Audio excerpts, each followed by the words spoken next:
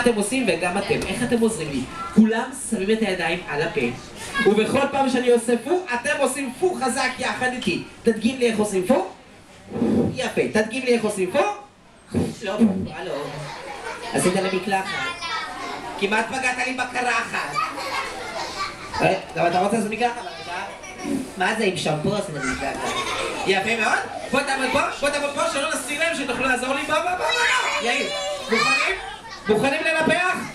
ידיים על הפה. 3, 4. לא לגעת במחשב. פה לפה. 3, 4. מה זה? שוב, בבקשה. מה זה?